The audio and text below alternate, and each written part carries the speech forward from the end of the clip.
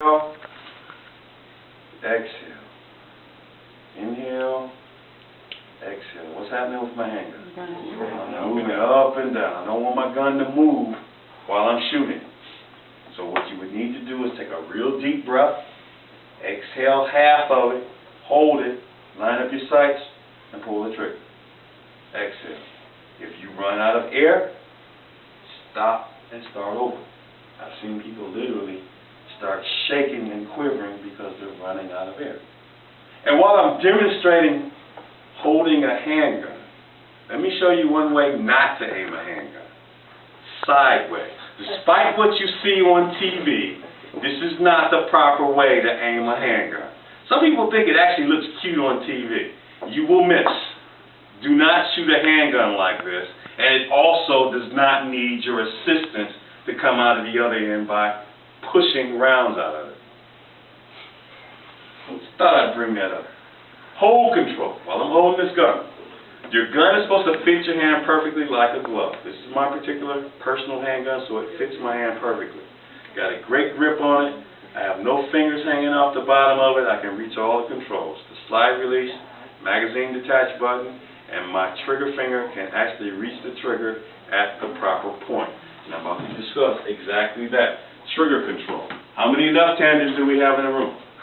We have any lefties in the room? Good. Let me see all of your right forefingers. This middle fleshy part between your fingertip and that first crease, that middle fleshy part is where you're going to actually mate up your trigger with your finger. You're going to pull from this fleshy part.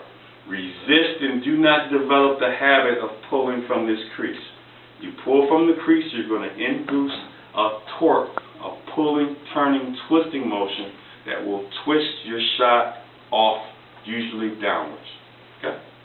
And your trigger pull is going to be a nice, smooth, continuous pull all the way back. All the way smooth, all the way back, and it goes back. Nice and smooth. You don't want to start it, stop it. Oh, it didn't go off. Oh, it didn't go off. It didn't go off.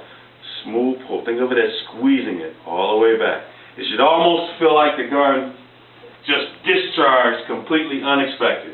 You pull the trigger smooth and continuous all the way back, and it goes back. That's exactly what you want. And follow-through. Follow-through is probably the most neglected part of shooting. You have your aligned sights pointed towards your target.